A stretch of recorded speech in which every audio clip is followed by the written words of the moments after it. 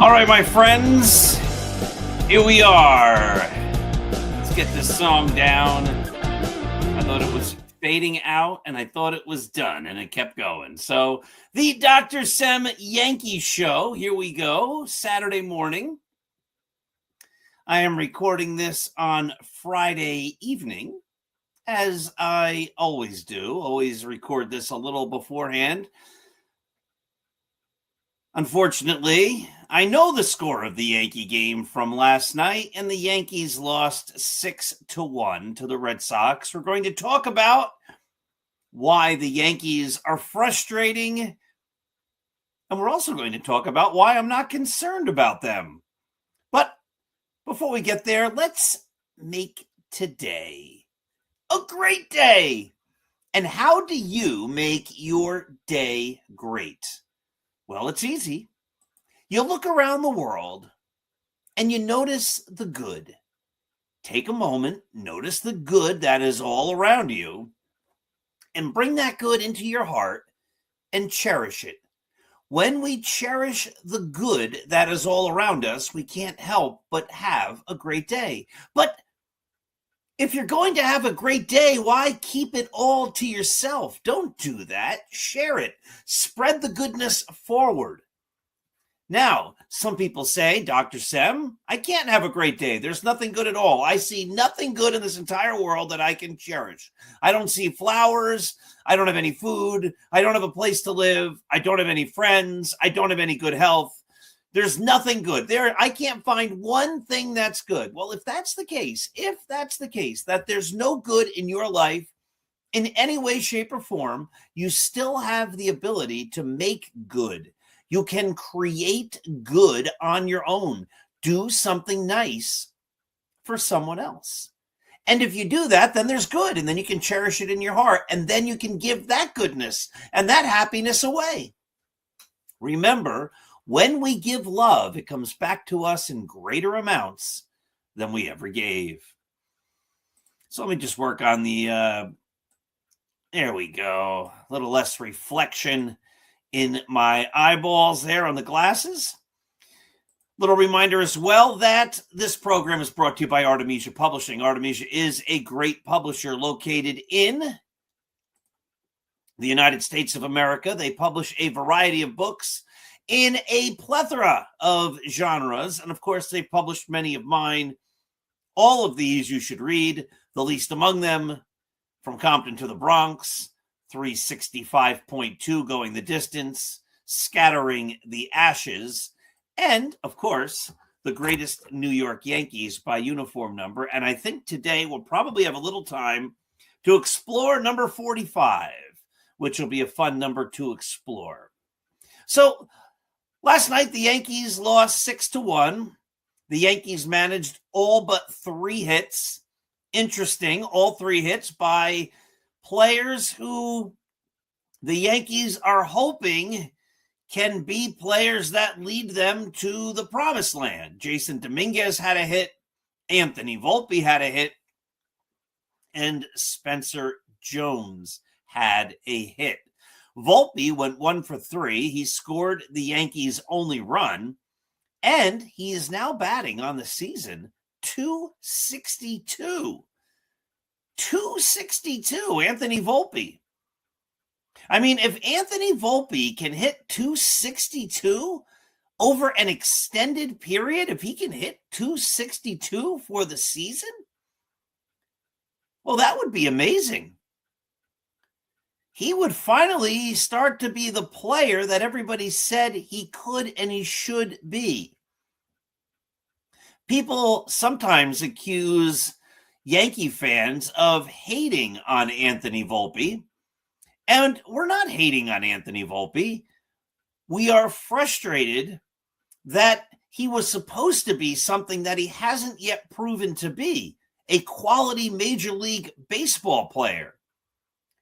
His defense has been erratic. His arm is not looking good. It looks weaker and weaker by the year. And he hasn't hit. So maybe he's finally putting it together. Spencer Jones, on the other hand, is only hitting 226. If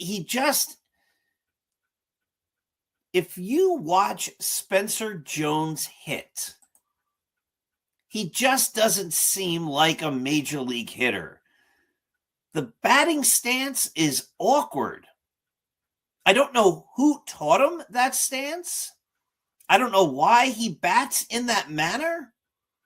But he doesn't look like a player that when he comes up, you're intimidated by, or if you're the opponent, or you're confident that he's going to get a hit if you're the Yankee fan.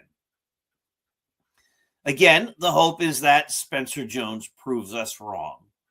So why are the Yankees frustrating? Here's why. Let's go back to the White Sox series. The White Sox series, the Yankees won the first game 12-2. They won the next game 10-5. The White Sox then beat the Yankees 5-1. Okay, you can't win them all. So then the Yankees went to Cincinnati against the Reds, and the Yankees won the first game 5-0. But then they lost the next game 10-2, and then they lost the next game 4-1. And then they went to Detroit, and they lost the first game 5-3. But then they won 4-3, and then they won 4-2. And then they headed up to Boston to play the last place Red Sox. And what do you think happened? Well, they've lost the first game against the Red Sox 6-3. They lost the next game 6-1. This is the Yankees. They win a couple, they look great. They lose a bunch, they look bad, they look poor. Then they'll win a couple and look great. Then they'll lose a bunch and look bad. Win a few, lose a few. But overall, somehow, the Yankees, where is my stats? Here we are, have a 48-33 record. And they're in first place. Tampa Bay is a game behind.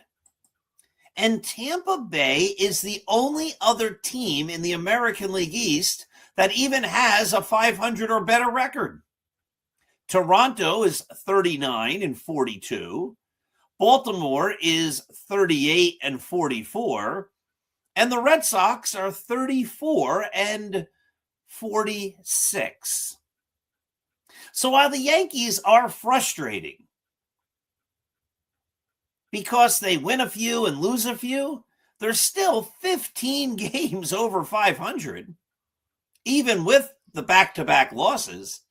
And they're still in first place. And except for the Rays, there really doesn't seem to be another team that could even catch them. The other teams are all, as we just noted, under 500. Then you go to the American League Central. The White Sox are 41-38. The Guardians are 42-30. They're in a tie for first place. And then the other three teams, the Twins, the Tigers, and the Royals, are all under 500. You go to the American League West, the Mariners are 500, 41-41. The rest of the teams are all under 500. So the Yankees, with a .593 winning percentage, are the best team, not just in the American League East, they're the best team in the American League. Then let's look at a couple other numbers. Run differential. Now, this is a number that's going to blow everybody away. Here are some of the best teams with run differential. The Tampa Bay Rays, plus 18. The Boston Red Sox, plus 1. The Detroit Tigers, plus 1. The Seattle Mariners, plus 4. All right? Those are the teams with the best run differential in the American League. I'll read them again because these numbers are something. The Mariners are plus 4. The Tigers are plus 1. The Red Sox are plus 1. And the Tampa Bay Rays are plus 18. And then there's the Yankees. They are plus 105. 105. The Yankees run differential. They have scored 404 runs and allowed 299 for a run differential of 105. The next closest team is the Rays at 18. And then you have the Red Sox at 1, the Tigers at 1, and the Mariners at 4. It's like the Yankees are in a different stratosphere. That's just absurd. You look at that number and you say, it can't be right, but it's right. The only other teams in baseball that have plus 100 run differential are the Milwaukee Brewers at 123, the LA Dodgers at 144. That's it. That's it. But in the American League, it's a different stratosphere. The closest team to the Yankees is the Rays, plus 18. The Yankees are the only team in the American League that has not yet allowed 300 runs. The Yankees are the only team in the American League that has scored over 400 runs. So this is why, in spite of the fact that the Yankees, especially on Thursday night with a million errors and poor play, look like they're going to be fine because they're dominating the league. Are the Yankees great? No. But are they better than everybody else by a long shot? Undoubtedly, yes. Now, it wouldn't be a complete show if we didn't talk about a Yankee. This guy was 0 for 3 last night with a strikeout. He's batting .226 on the year.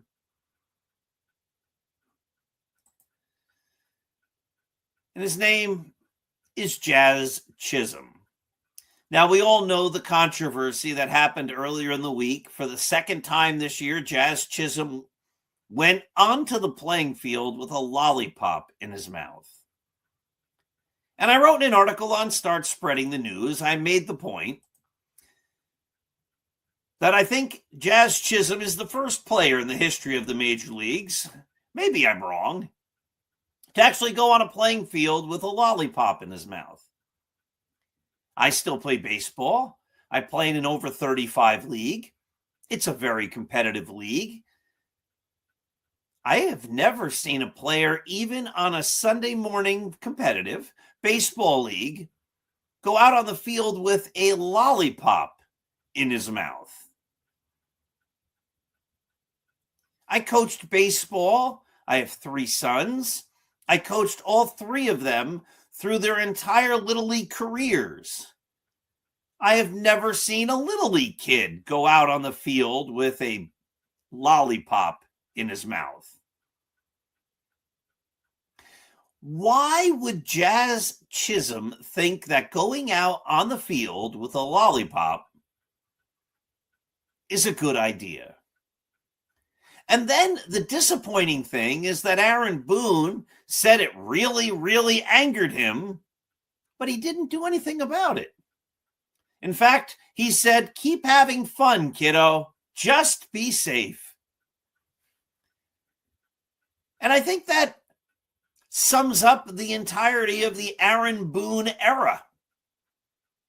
And it's why when the Yankees make the playoffs, as it seems like they undoubtedly will, we have to be concerned because the manager just isn't serious. It's okay. I'm really mad at you, but I'm going to keep you in the lineup. Now, he kept him in the lineup, and then that next day, Jazz Chisholm hit what turned out to be the game-winning home run. But there's a lack of professionalism on the Yankees, a lack of leadership from their leader. You know, if a player does something to show up the team, then you sit them down. You send a message like, no, this is not acceptable. I don't know why you thought it might have been acceptable, but it's not. But I also made the point in the article on Start Spreading the News that this is a manager who, throughout every game, sits in the dugout and blows bubbles. Aaron Boone does not necessarily set a standard for professionalism. And so is it a big leap for then the players to see their manager blowing bubbles and to think it's okay maybe to go out on the field with a lollipop? Worse, after the lollipop incident, what did the Yankees still have accessible on the dugout bench? Lollipops. You know, you would think like, you know, let's not keep lollipops on the bench.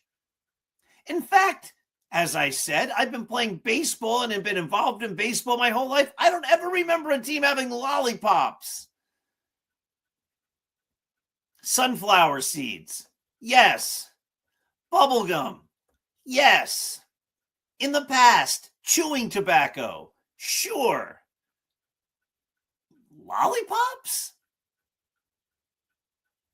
A Major League Baseball team with lollipops? And then a player makes a bad decision with the lollipop and you keep them in the dugout? Right? There's something disconcerting about the whole thing, like a lack of professionalism, a lack of seriousness. But then Chisholm hits the home run, and what does he do with the lollipop container? He holds it up for the camera like, yeah, baby. He was showing up as manager. And then what happens? Nothing. And it's this lack of seriousness that undermines the Yankees' ability, I think, for greatness. Because the team isn't serious. And in big games, that lack of seriousness comes back to hurt them because it shows itself in poor fundamentals, in not being prepared for the big moments. Now, Jazz Chisholm's going to be a free agent at the end of the year.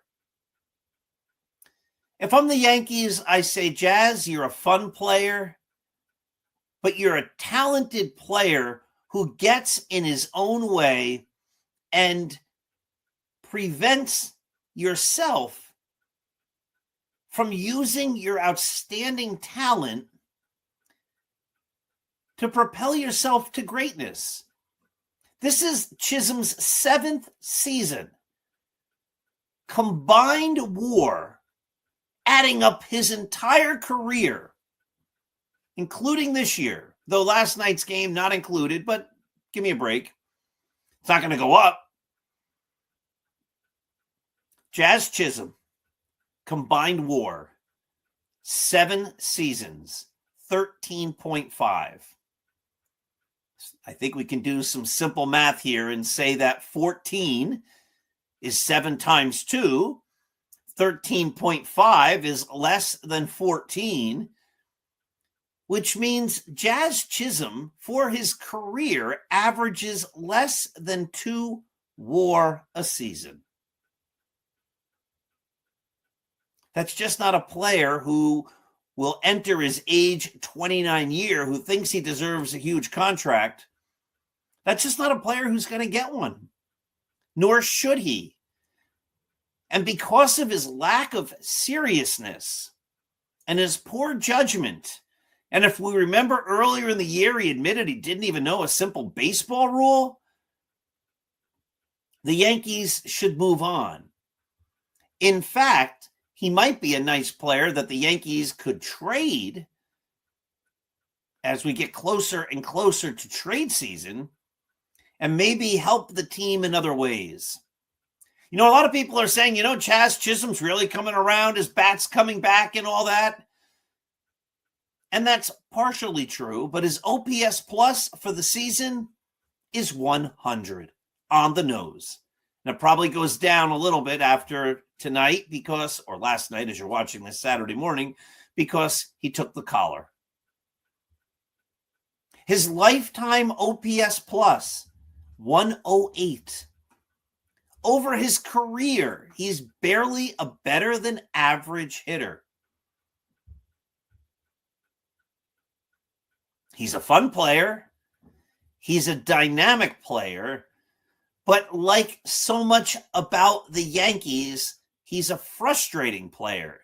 And he's a frustrating player because he has all this talent and his performance is less than what his talent should indicate. And it's not as though he's got his big prime years ahead of him. He'll be 29 next year, and his decline years are actually on the horizon. So after this year, it's time for the Yankees to move on for a variety of reasons. But the most obvious reason is the fact that he's just an underwhelming baseball player. With his talent, he should be a player that is one of the better second basemen, one of the better players in the entire league. And he's just not. And he hasn't been over the course of his career. He's had some big moments. He's had some good periods. But overall, he's been a disappointment. But again, the Yankees, am I worried? No, we talked about the numbers. There's just nobody better. The Yankees are designed to be better than the rest of mediocre teams. I've said this for years. The Yankees want to be pretty good. Not great, pretty good. And they're really good this year in comparison to a league that's pretty darn bad. All right, let's look at number 45 real quick. We got a couple of minutes here. The book, as you probably know by now, begins with number 9, counts down all the way down to 0. Then we do the greatest Yankees who never wore uniform numbers. There's charts and fun. And I'm not going to read the whole article. I'm just going to read part of it here. Number 45, 49 different Yankees have won number 45. The first player was Clint Courtney. How many games did Clint Courtney play for the Yankees? 1. Stan Banson wore number 45 in 1968 when he was the American League Rookie of the Year. Rudy May wore number 45 in 1980 when he led the American League in ERA. The Yankees, in their history, have used number 45 often for big sluggers, including Steve Balboni, Danny Tartabull, Cecil Fielder, Chili Davis, Felix Jose, Henry Rodriguez, and Luke Voigt. Now, not all of those players were sluggers when they were with the Yankees, but they should have been if they weren't. But the Yankees, interesting, also have used number 45 a lot for middle relievers like Raleigh Sheldon, Jack Cullen, Alan Mills, Rich Monteleone, Jay Watasek, Jason Anderson, Armando Benitez, Felix Heredia, David Adams, and Chasen Shreve. But the guy wearing number 45 right now will probably be the last player ever to wear the number, because the guy wearing number 45 is the greatest Yankee in number 45. In his first 5 seasons as a Yankee through 2024, this player pitched to a record of 59-28 with a 3.12 ERA. He was the American League Cy Young winner in 2023. And as we know, in the 2025 season, he did not pitch because he was recovering from an injury and a surgery. He's come back this year and he's been a solid pitcher and he's looking good. And it's because of pitchers like him, and we already know who the answer is, Garrett Cole, that the Yankees are able to have this great run differential, because that starting rotation has looked really good. And when you have a pitcher like Garrett Cole coming back from the injury and looking fine, and Cam Schlittler, and then you have Max Fried hopefully coming back soon, and Carlos Rodon, and serviceable pitchers who can get outs and are reliable like Will Warren, that's a tough starting rotation to match or better by any other team in the league. And I don't think any of them are. And that's why the Yankees are in first place. It's why they're going to frustrate us. No, I'm saying that wrong. It's why, even though they will frustrate us all year with winning a few, losing a few, winning a few more, going into a little losing streak, coming back, but it's why they're going to stay well over 500, even in spite of these frustrating losses, and why we're going to be looking at a postseason with hope, because if you have Max Fried, Cam Schlittler, Carlos Rodon, and Garrett Cole as your pitchers for the postseason, the hope has to be that you can make it all the way to the World Series. And if those pitchers are at the top of their game, you just might see the Yankees win the World Series. Wouldn't that be something? That's what I'm hoping for. All right, my friends, thank you for watching. Thank you for listening. Thank you for being a Yankee fan. Don't forget to go to Start Spreading the News, the greatest Yankee site. We put up articles every day, 6 a.m., 10 a.m., 2 p.m., except if there's a game in the afternoon or the early evening. The 2 p.m. article becomes a game thread, but we have game threads for every game. And we are unbelievably consistent at putting those 3 articles up every single day. We have a great staff of writers. We all write our own content. We don't find content on other sites and borrow as people do to us. We are the best. So check us out at Start Spreading the News blog. Remember, find the goodness, cherish it in your heart, give it away. When we give love, it comes back to us in greater amounts than we ever gave. Have a wonderful Saturday, my friends. We'll be back Monday night with the Start Spreading the News Yankee podcast. Have a great night.